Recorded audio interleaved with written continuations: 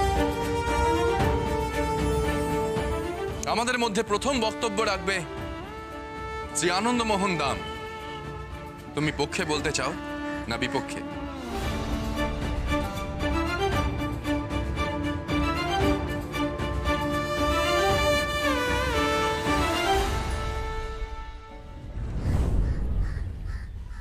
শুরু করো।